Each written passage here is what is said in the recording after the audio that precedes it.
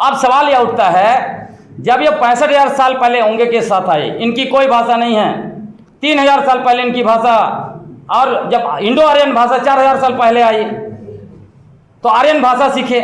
आप 65,000 में आप जो है कि 4,000 साल घटाइए, 55 मान लेते हैं, 5,000 साल दे देते हैं, तो 55,000 साल इनके पूर्वज क्या बात कर रहे होंगे? ए ओ के को बंदर जैसे बात कर रहे थे या क्या कर रहे थे? अंचल मनोहरपुर बहुत सारे कुर्मी जो है मुंडा, मतलब हो आदिवासियों के, मुंडा आदिवासियों के गांव के हाथों मुंडा बने हैं। और उसके बाद यहाँ भी देखिए, ये हो गया आपका, ये हो गया आनंदपुर का, वहाँ भी बने हुए हैं। आपका जो आगे चले जाइए मनोहरपुर से उस तरफ, सरांडा की उस तरफ जगन्नाथपुर, वहाँ के भी बने हुए हैं। और आज ये लोग क्या दावा करते हैं, हमने इतना गांव बसाया है। ये है राढ़ सभ्यता का किताब का कुछ पेज। श्री प्रभात रंजन सरकार जी को माना जाता है राढ़ सभ्यता के सबसे बड़े जानकार थे। वो क्या लिखते हैं अपनी किताब में, आप झारखंड में सबसे पुराना बशिंदा असुर को माना जाता है।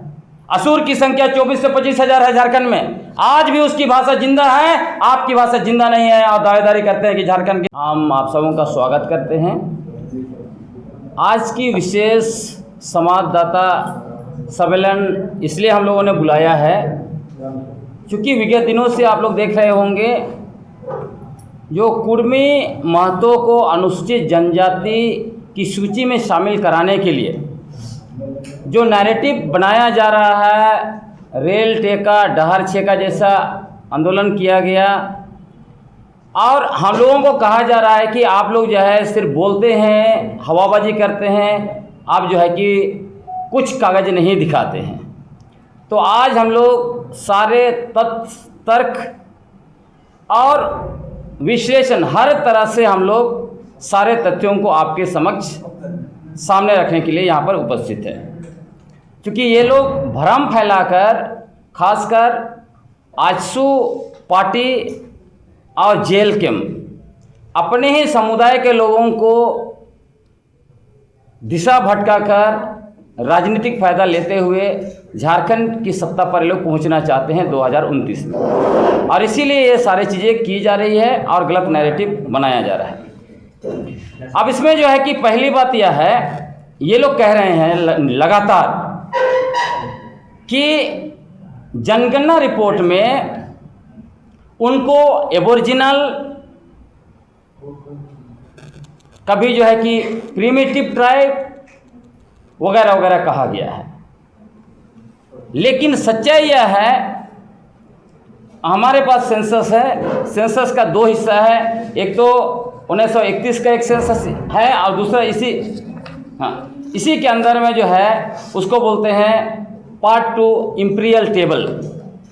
ये क्या बताता है ये, और उससे भी पहले आपको 1872 जब पहली बार जनगणना हुई, जिसको पूरा जनगणना नहीं कहा जाता, लेकिन बंगाल की लगभग पूरी जनगणना हो गई थी। तो ये जनगणना रिपोर्ट क्या बताते हैं? जनगणना रिपोर्ट में स्पष्ट है कि पहली बात तो 1935 का इंपीरियल टेबल जो है उसमें उनको भूस्वामी एवं कृषक वर्ग बताया गया है, जिसके क्रम 3 में मराठा ग्रुप लिखा गया है। और उस मराठा ग्रुप में किसको किसको रखा गया है? मराठा, कुणबी, कुर्मी, कुर्मी क्षत्रिय, कप्पू, कपवार, राधी, वकालीन और वल्ला। और ये जो है देख सकते हैं, इंपीरियल जो सेंसस है उसका टेबल 502 जो उसकी संख्या है उसमें आप इसको आपको मिलेगा। ये जो है 1872 से 1931 तक जितने भी जनगणना हुए हैं उसमें कहीं भी कुर्मी महतो को एबोरिजिनल या एबोरिजिनल ट्राइब नहीं कहा गया है। ये बहुत स्पष्ट है। इसमें आप देखेंगे तो इंपीरिकल टेबल आप 1872 का जो हुआ उसमें पहली बार उनको खेतीहर जाति, कृषक कास्ट कहा गया। उसके बाद निरंतर कुर्मी लिखा जाता था उनके बारे में। फिर मैंने ऑलरेडी कहा 1931 का जो इंपीरिकल टेबल जो है उसमें कुर्मी क्षत्रिय लिखा गया। उसको मैं ये अभी आप दिखा रहा हूँ ताकि आप देख सकते हैं कहाँ क्या लिखा गया है। देख लीजिए स्पष्ट, यहाँ पे ये पूरा एम्पिरिकल टेबल में देखिए। कल्टीवेटर ब्राह्मण राजपूत दूसरा ग्रुप में, तीसरा ग्रुप में मराठी ग्रुप, जिसमें देखिए पूरा कौन कौन, जो मैंने पढ़ के आपको सुना दिया। अब जो है इनका दूसरा जो मसला है वो ये कहते हैं कि कुर्मी, कुणबी, कुर्मी महतो ये सब अलग है। ये सब बिल्कुल भी अलग नहीं है। जो 1931 का जनगणना का इंपीरियल टेबल जो है कि स्पष्ट उसमें लिखा गया है। क्योंकि ये लोग बार बार भारत सरकार को कहते हैं हमारे साथ 75 साल से जो है कि अन्याय हुआ है, हमारा अधिकार छीना गया है, हमको अधिकार से वंचित रखा गया है। जब आपका 1931 में ही आपको जो है कुर्मी क्षत्रिय डाला गया है इंपीरिकल टेबल में, तो आप कहाँ से आ पाएंगे? कहीं नहीं है। और इसका सबसे बड़ा उदाहरण, इन लोगों ने 3 दस्तावेज इन्होंने सपुर्द किया। एक ये दस्तावेज है जिसको शैलेंद्र महतो जी ने रघुवर दास जी को, जो तत्कालीन मुख्यमंत्री थे, उनको सपुर्द किया। दूसरा दस्तावेज जिसमें आजसू के नेता, उन्होंने जो है कि झारखंड विधानसभा में आवाज़ उठाया था, डॉक्टर ये नाम बता देता हूँ, डॉक्टर लंबोदर महतो, इन्होंने आवाज़ उठाया था। तीसरा इनके नेता जो हैं एमपी जो है विद्युत बरन महतो, इन्होंने क्या किया था? इन्होंने एक स्पेशल प्राइवेट बिल लाया था लोकसभा में 2016 में। अब इसमें क्या है, इन्होंने झूठ का आंकड़ा पेश किया। ये लिखते हैं कि आज़ादी से पहले ये लोग शेड्यूल्ड ट्राइब में थे। इनको पता होना चाहिए एमपी साहब को, शेड्यूल्ड ट्राइब पहली बार 1 दिसंबर 1948 को संशोधन संख्या 491 के द्वारा डॉक्टर भीमराव अंबेडकर ने संविधान का मसौदा में लाया। शेड्यूल्ड ट्राइब पहले था नहीं, तो आप कैसे उस सूची में थे? नंबर 1। नंबर 2, ये तीनों दस्तावेज में कहीं भी ये लोग नहीं लिखते हैं कि ये कहीं जनगणना की सूची में इनको शामिल किया गया एबोरिजिनल ट्राइब के रूप में, क्योंकि उनको पता था कि इंपीरिकल टेबल में वो है ही नहीं। तो इनका जो दावेदारी है कि हम लोग सेंसस में थे बोलता रहता है, वो ध्वस्त हो जाता है। दूसरी बात जो मैंने कहा, कुर्मी और कुणबी और कुर्मी क्या एक हैं? अलग अलग हैं। तो पहला तो वही इंपीरिकल टेबल जो है उसमें स्पष्ट हो जाता है कि इनको 1935 का जनगणना में, चूंकि इनकी मांग थी, इसके लिए इन्होंने 7 साल तक आंदोलन किया था। 1923 से लेकर 30 तक लगातार आंदोलन किया था, जिसके बदौलत जो है कि इनको वो जो स्टेटस दिया गया क्षत्रिय कुर्मी का। इसमें एक दस्तावेज भी है, मैं आपको दिखाऊंगा, जिसमें इन्होंने स्मार पत्र जो है वो ब्रिटिश हुकूमत को सौंपा था। वो भी स्मार पत्र हमारे पास यहाँ पर मौजूद है। आप अगर देखना चाहें तो हम दिखा देंगे। ये स्मार पत्र उन्होंने ब्रिटिश हुकूमत को दिया था, वो दिया था 30 अगस्त 1930 को। और इसमें स्पष्ट मांग किया था कि 1931 का जो जनगणना होगा उसमें हमें क्षत्रिय कुर्मी के रूप में शामिल किया जाए। इसलिए 1931 का जो जनगणना है इंपीरियल टेबल में 2 कॉलम है, कुर्मी के लिए अलग और इनके लिए क्षत्रिय कुर्मी के रूप में डाला गया है। अब जो अगला जो मैंने कहा कि कुणबी, कुर्मी, कुर्मी, एक किताब है कुर्मवंशी क्षत्रिय का इतिहास। इसमें बहुत लंबा चौड़ा लिखा गया है इनके बारे में। आप पढ़ लीजिएगा, इतना पीसी में हर चीज़ पढ़ने का जरूरत भी नहीं है और इतना समय भी नहीं है। देखिए ये किताब, इसमें सारा जो है, इसमें चाहे वो स्वर्गीय निर्मल महतो हो, चाहे वो विनोद बिहारी बाबू हो, सबके बारे में और इनका जो इसके बारे में भी लिखा गया है। जैसे ये लोग बोलते हैं हमारे पास 81 जो है वो टोटेम है, वो टोटेम नहीं है, इसमें लिखा हुआ है वो स्पष्ट रूप से जो है वो गोत्र है। और वो जो जोड़ देते हैं कि चूंकि वो उसका जीव जंतु से लिंक होता है, तो दूसरे लोग भी सिंह लिखते हैं, सिंह भी तो बाघ है, उस हिसाब से दूसरे भी क्या टोटेम है बोलेंगे। जैसे आप और एग्जाम्पल के पंजाबी लोग सिंह लिखते हैं और कई जो जाति हैं वो सिंह लिखते हैं, तो क्या उनका टोटेम है? ये टोटेम इनका नहीं है, ये भ्रम फैला रहे। और ऐसे ही इनका भी, इनका कुर्मी का जितना भी सबकास्ट उसमें है वार वार वार आखिरी में आपको मिलेगा। इस टाइप के सारे यहाँ पे इतिहास है। और पेशा से लेके हर एक चीज़ लिखा गया है। तो कहीं से भी जो है कि आपको पूरा जो किताब है इसको आप देख सकते हैं। उसके अलावा तीसरा जो है प्रूफ ये है, विनोद बिहारी महतो, जो आज के तारीख में उनको अपना मसीहा भी बोलते हैं, उनको उन्होंने नया टर्म ये दिया है, वो है कि छोटा नागपुर के भूमिपुत्र।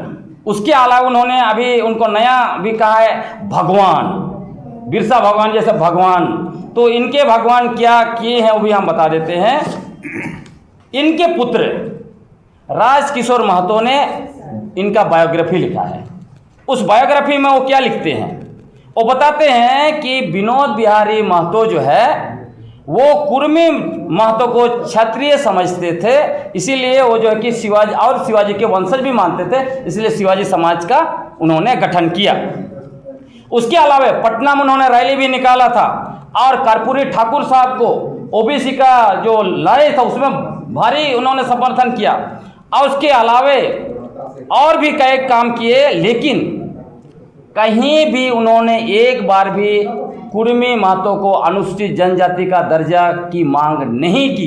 पूरा इनका जो है ये उनका मतलब एक हिस्सा है, लेकिन उनकी पूरी पुस्तक आप पढ़ेंगे तो बहुत क्लियर है। स्कूल भी खोले, वो भी जो है कि इनके नाम से ही ये शिवाजी के नाम से ही निकाला उन्होंने।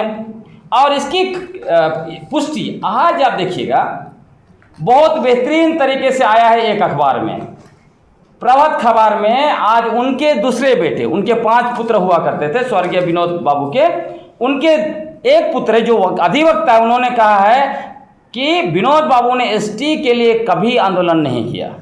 प्रभात खबर का इंटरव्यू दिया है जहां वो कहते हैं, उन्होंने लिखा है कि उन्होंने उत्पीड़ित के लिए, हक अधिकार के लिए काम किया, लेकिन कुर्मी जाति को आदिवासी बनाने के लिए कभी आंदोलन नहीं किया, जो उनका बायोग्राफी से पूरी तरह से मैच करता है। तो चूंकि वो थे नहीं कुर्मी, इसीलिए मतलब आदिवासी नहीं थे, इसलिए उन्होंने कभी भी इसकी मांग नहीं की। वो मानते थे कि वो क्षत्रिय हैं और वो आपको बहुत उनके समाज में मिलेगा। अब जो है कि तीसरी जो बात है जिसको हम आपके समक्ष रखना चाहते हैं वो ये है कि इन्होंने सीएनटी एक्ट का कड़ा विरोध किया था उस जमाने में। इसके बारे में आपको 1931 का सेंसस में भी उसका जो 5 जो है इसका अपेंडिक्स, उसमें पूरा विस्तार से लिखा है। उसमें यह भी लिखा है कि उनको सीएनटी एक्ट के तहत जो भी प्रोटेक्शन मिलता है आदिवासियों को देने की कोशिश की गई, जिसका इन्होंने विरोध किया है, कड़ा विरोध किया। और उसके अलावे आप देखिए सीएनटी का अमेंडमेंट भी हुआ। सीएनटी का अमेंडमेंट हुआ आपका 1938 में, ये दस्तावेज है। सीएनटी का अमेंडमेंट हुआ 1948 में, जिसमें अबोरिजिनल मतलब आदिवासियों की सूची बनाई गई, उसमें कुर्मी महतो कहीं नहीं है। उसके बाद दोबारा सीएनटी एक्ट का अमेंडमेंट हुआ 1962 में, उस समय में उन लोगों को ओबीसी के रूप में उनको शामिल किया गया है। तो ये लोग जितना भी उछल ले तो सीएनटी में भी कहीं नहीं आते। उसी तरह सीएनटी में मुंडाओं को खुटकट्टी राइट्स, खड़िया उरांव उनको जो भूइहारी राइट्स, कोल्हान का अलग कानून, संताल परगना का अलग कानून। तो ये लोग कहते हैं हम सबसे ज़्यादा लड़ाई किए अंग्रेज से, तो अंग्रेजों ने इनके नाम पर कोई कानून बनाया, कहीं कोई व्यवस्था किया? कुछ नहीं किया। मतलब ये सारे के सारे दस्तावेज जो हैं वो बताते हैं वो फर्जी है। अब जो है अगला मसला ये आता है कि आखिर ये छोटा नागपुर में कैसे आए, इसको भी आप लोग जान लीजिए। छोटा नागपुर में आने का उनका 3 कारण है। पहला कारण जो है वो है शत्रु के आक्रमण से सुरक्षा के लिए लोग आए थे, है ना, जिसके बारे में जो मैंने किताब आपको दिखाया था, इस किताब में बहुत विस्तार से लिखा हुआ है। और उसके बारे में 21-22 अक्टूबर 1934 को अखिल भारतीय कुर्मी क्षत्रिय महासभा की पुरुलिया अधिवेशन में जो स्वागत समिति था उसके अध्यक्ष थे करम सिंह महतो, बीए किए हुए थे, खूंटी के थे, रांची जिला में था।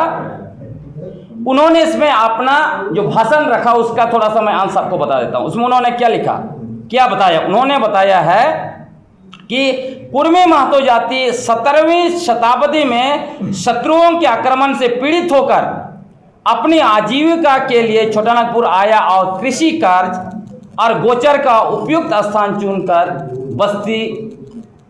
बसता गया। संगति का प्रभाव मनुष्य पर बिना आधिपत्य जमाए नहीं रह सकता है, इसलिए मेरी जाति अनार्य मतलब आदिवासी लोग के कतिपय अवगुणों का अनुसरण करती गई और क्रमशः नैतिक अधपतन की ओर अग्रसर हुई। मतलब हम लोग के साथ मिले तो उनको अधपतन हो गया, उनका नैतिक चला गया। उसके बाद कुछ लोगों ने जो मध्य प्रदेश से आए थे, इसी तरह उन्होंने कहा कि मतलब इधर से मध्य प्रदेश से इधर आए थे, मध्य प्रदेश से छोटानागपुर आए। उसी कन्वेंशन में बताया मुसलमानों के द्वारा पीड़ित होकर संतालों के घर में शरण लिए थे। संतालों ने अपना मौसेरा भाई बताकर उनको मुसलमानों से बचाया था। कुर्मियों ने अपने मूल स्थान को छिपाई लिया क्योंकि मुसलमानों से भयभीत थे। ये है कर्मभूमि क्षत्रिय का इतिहास, इंद्रदेव सिंह, 2004 में पब्लिश हुआ है, पेज नंबर 152 से 153 तक। और इसमें देखिए रिजले जो बनाए हैं ये tribe and caste of Bengal, उसमें भी ये कहते हैं कि ये संथाल और इनके साथ भाई भाई का रिश्ता है। तो देखिए यहाँ पे साबित हो गया, वो बचने के लिए वो संथाल के घर में घुसे थे। अब इसमें जो है तीसरा मतलब पहला तो मैंने कहा बचने के लिए ये लोग आए छोटानागपुर। दूसरा, ये लोग रघु जी भोसले थे इनके, उन्होंने सेना बनाई थी मुसलमानों से लड़ने के लिए उस समय में, उन्हीं के सेना का हिस्सा बने थे। तो इसमें भी थोड़ा मैं सुना देता हूँ। 1742 ईस्वी में रघु जी भोसले ने मुर्शिदाबाद पर चढ़ाई की थी और वे सरदेशमुखी उपज का 10वां हिस्सा, सरदेशमुखी मतलब उपज का 10वां हिस्सा जो मतलब मराठों के शासित प्रदेश के बाहर रहने वाले से वसूला जाता था। रघु जी भोसले के सैनिक के रूप में ये लोग कहाँ से आए? बिहार, उड़ीसा होते हुए मनभूम, सिंहभूम, पुरुलिया, झारग्राम, मिदनापुर, बांकुड़ा, दिनाजपुर, क्योंझार, मयूरभंज, बोनाई, बामड़ा आदि स्थानों पर पहुँचे। तो ये दूसरा इधर आने का। तीसरा, आजीविका के लिए आए। इसमें जो है 1882 में डी ऑयलॉय ने पाया, मतलब वो सेंसस कर रहे थे तब उन्होंने पाया और कुछ रिपोर्ट भी बना रहे थे कि महतो लोग 1822 में पाया, मतलब तो कुछ रिपोर्ट लिख रहे थे। ये मैं आपको the Cambridge economic history of India में वॉल्यूम 2 में उसका पेज संख्या 327 में जिक्र है। क्या लिखता है इसमें कि ऑयलॉय ने उनको पाया, ऑयलॉय, डी ऑयलॉय, वो क्या कर रहे थे? महतो लोग ओफियम की खेती करने के लिए कोयरी लोगों पर दबाव डाल रहे थे। ये एक लिंक है। और उसके अलावे सिंहभूम गजेटियर में बहुत मतलब अद्भुत का जिक्र है। सिंहभूम गजेटियर 1910 का आप देखिएगा तो उसमें लिखता है कि कुर्मी मूल रूप से बिहार के हैं जो वहाँ घरेलू काम एवं छोटे मोटे व्यापार करने आए थे, जो पैसा जमा कर जमीन खरीद लिए हो आदिवासियों के गांव के हाथों मुंडा बन गए। सिंहभूम गजेटियर 1910 का पेज 65। और उसका उदाहरण आज भी है कि आज सिंहभूम में मैं दिखाता हूं, सिंहभूम में लगभग 100 ऐसे आदिवासी गांव हैं जहां पे ये लोग संताल का गांव में हाथों मुंडा जो है कि ये लोग बने हुए हैं। तो सिंहभूम गजेटियर का मुझे 3 ब्लॉक का तो मिला हुआ है, निकाला हुआ और भी आएगा, आपको मैं दिखा रहा हूँ। सिंहभूम का ये देखिए, लिस्ट देख लीजिए। ये सारा आपका अंचल मनोहरपुर, बहुत सारे कुर्मी जो है मुंडा मतलब हो आदिवासियों के, मुंडा आदिवासियों के गांव के हाथों मुंडा बने हैं। और उसके बाद यहाँ भी देखिए, ये हो गया आपका, ये हो गया आनंदपुर का, वहाँ भी बने हुए हैं। आपका जो आगे चले जाइए मनोहरपुर से उस तरफ, सरांडा की उस तरफ जगन्नाथपुर, वहाँ के भी बने हुए हैं। और आज ये लोग क्या दावा करते हैं, हमने इतना गांव बसाया है। इतना गांव नहीं बसाया है इन्होंने, चूंकि कोल्हान का जो है सिस्टम, जो हुकूकनामा, वो क्या बोलता है, डीसी को पावर है कोई भी मुंडा को हटाने के लिए। तो जब इनके पास पैसा कौड़ी आ गया, इसमें लिखा हुआ है, तब डीसी से मिल के जो इन्होंने मुंडाओं का गांव कब्जा करके हाथू मुंडा बन गए। आज बोल रहे हो हम गांव बसाए हैं। तो ये है। उसके अलावे और कुछ, ये बहुत जल्दी मैं ख़त्म कर रहा हूँ। तो ये 3 चीज़ आपने देखा, ये लोग इस कारण से यहाँ पर आए हुए थे। 5वां चीज़ जो है, ये लोग दावा कर रहे हैं कि राढ़ सभ्यता हमारा है। राढ़ सभ्यता सबसे पुराना सभ्यता है। हम लोग राढ़ सभ्यता के वासी हैं, इसलिए यहाँ के जो है कि हम लोग मूल है, आदिवासी बहुत बाद में आया बोलता है। तो आप लोग जरा राढ़ सभ्यता की भी जानकारी ले लीजिए। ये है राढ़ सभ्यता का किताब का कुछ पेज। श्री प्रभात रंजन सरकार जी को माना जाता है राढ़ सभ्यता के सबसे बड़े जानकार थे। वो क्या लिखते हैं अपनी किताब में? वो लिखते हैं 22 सितंबर 2025 को जो अभी इनका विनोद बिहारी महतो का ये आया, उसमें मिलन समारोह में इन लोग वो दावा किया है, इसलिए मैं बोल रहा हूँ। तो ये जो प्रभात रंजन सरकार क्या लिखते हैं? ये लिखते हैं कि राढ़ सभ्यता का आदि बिंदु राढ़, ये पुस्तक का नाम है। उक्त सभ्यता का अस्तित्व 30 करोड़ वर्ष पहले था, ये बता रहे हैं अपनी किताब में, 30 करोड़ वर्ष पहले। उसके बाद वो बताते हैं कि ये जो राढ़ शब्द है वो ऑस्ट्रो एशियाटिक शब्द है, और वो लिखते हैं पेज नंबर 1 में, राढ़ शब्द प्राचीन ऑस्ट्रो भाषा का शब्द है जिसका अर्थ है रक्त मृतक देश, मतलब जहां पे कोई इंसान नहीं था, है ना। पेज 3 में लिखते हैं, जब पश्चिमी राढ़ के, बहुत ध्यान से सुनिएगा, जब पश्चिमी राढ़ के मनुष्य ने पूर्वी राढ़ की ओर बढ़कर पूर्वी राढ़ में अपनी बस्ती स्थापित की, यह आज से लाखों लाखों वर्ष पहले का था। और 16 पेज में लिखा, राढ़ के मनुष्य मुख्यतः ऑस्ट्रिक और निग्रो मिश्रित थे। तो ये तो दावा कर रहे हैं कि हम लोग 65,000 साल पहले आए, आजकल दावा नया इन्होंने किया है। तो राढ़ सभ्यता तो बोला लाखों लाखों साल पहले का था, और 1 करोड़ साल पहले जो राढ़ सभ्यता बनी, तो फिर ये कहाँ से ये दावेदारी कर रहे हैं, है ना। तो सब कुछ इसलिए लाना पड़ रहा है कि ये लोग बहुत जो है कि फर्जी चीजें बता रहे हैं आदिवासी बनने के लिए। अब जो है एक ये भी बता रहे हैं कि छोटानागपुर के ये सबसे पुराने बासिंदा थे, इसको भी जो टेस्ट कर लिया जाए। जब छोटानागपुर के सबसे पुराने बासिंदे थे तो CNT एक्ट 1908 के संशोधन 1938 में इनका एबोरिजिनल की सूची में क्यों नहीं डाला गया?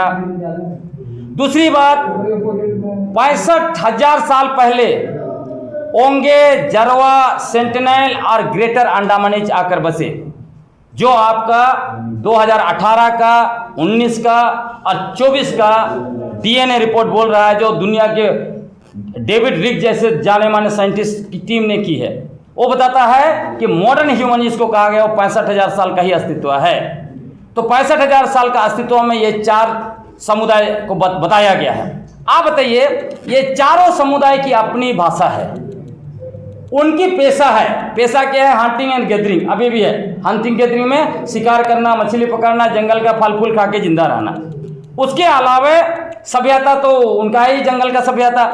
फिर पेशा मैंने कहा, भाषा उनकी अपनी भाषा। इनके पास पेशा के रूप में कृषि, 10,000 साल पहले मुश्किल से आया कृषि भारत में। तो ये 65,000 साल पहले आए थे, तो 65 में 10 घटाइए, 55,000 साल तक इनके पूर्वज क्या खा रहे थे? क्या पत्थर खा के जिंदा थे? क्योंकि ये तो हंटिंग और गैदरिंग नहीं करते, शिकारी नहीं है, ये लोग फल फूल खाते नहीं हैं। हम लोग को बोलता है तुम लोग चिड़ी मार है, तो कैसे पत्थर खा के जिंदा थे? सवाल ये। दूसरा, भाषा। जब इनकी कुरमाली भाषा, ये तो आपका इंडो आर्यन भाषा है, और इंडो आर्यन का मूल भी नहीं है, सब मुश्किल से 2,500-3,000 साल पुराना का भाषा है। तो ये लोग 65,000 साल पहले आए थे। तो क्या हुआ कि ओंगे, जरवा, सेंटिनल और जो ग्रेटर अंडमानीज अपनी भाषा अभी तक मौजूद रखे हैं। उनकी जनसंख्या बहुत कम है, ओंगे तो 134 बच गए, तब भी अब उनकी भाषा है। ये आज के समय में 2 करोड़ हो गए, झारखंड और पूरे इस इलाके को लेकर जहां आंदोलन कर रहे हैं लोग। इनकी भाषा कहाँ गुम हो गई है? रिजले बोलते हैं। जिस तरह से भूमिज लोग अपना लिया बंगाल में बंगला, इसी तरह ये लोग भी अपना लिया। लेकिन भूमिज लोग का झारखंड में तो अपनी भाषा जिंदा है अभी भी। ग्रियर्सन जो भाषाविद रहे हैं वो कहते हैं कभी उनकी भाषा रही होगी। सबसे बड़े विद्वान माने जाते भाषा विद्वान, उन्होंने क्यों नहीं खोजा?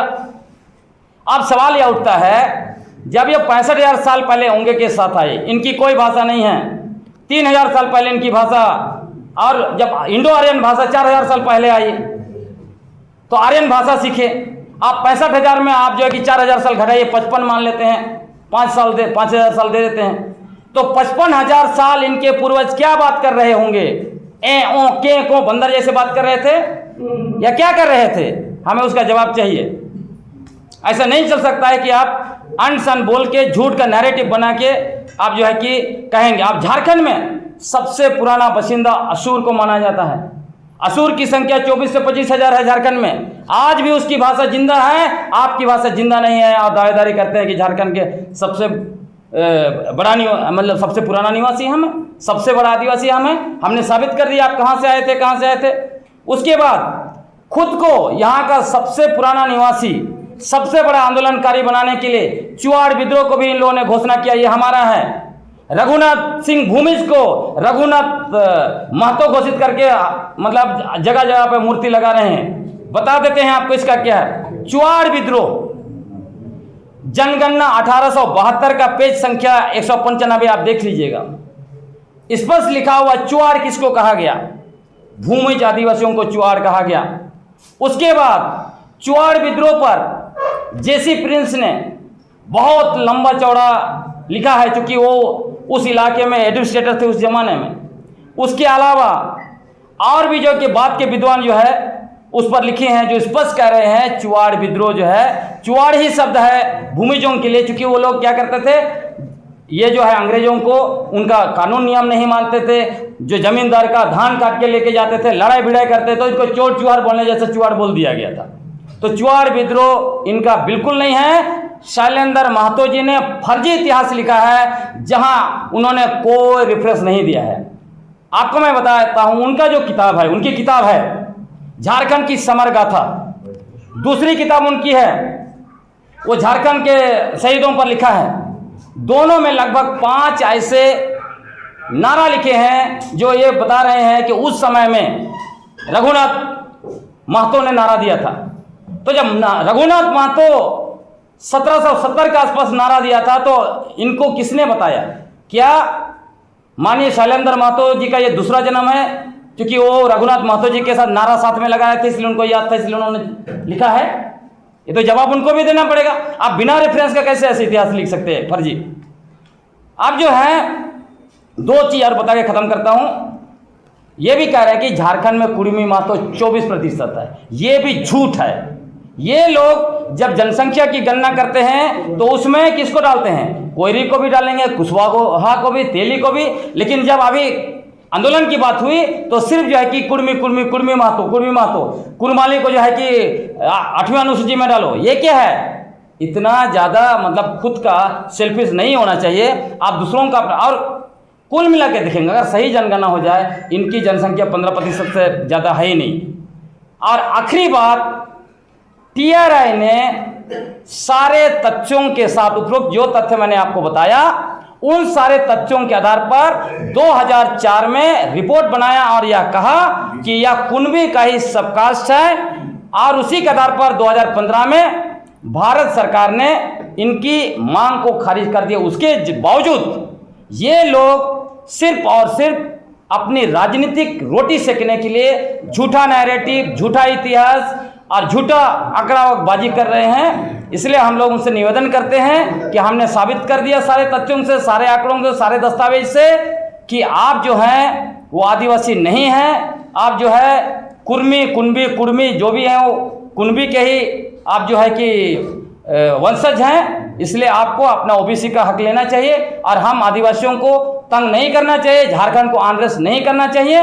नहीं तो आने वाले समय में पूरा झारखंड जो है कि हम सड़क पर भी लड़ेंगे, कानूनन भी लड़ेंगे। सरकार के जहां जहां लड़ाई होगा सारे दस्तावेज है और भी रिसर्च हम लोग जारी कर रहे हैं, क्योंकि ये अभी बहुत कुछ और आना बाकी है, बहुत कुछ आएगा। तो बहुत बहुत धन्यवाद।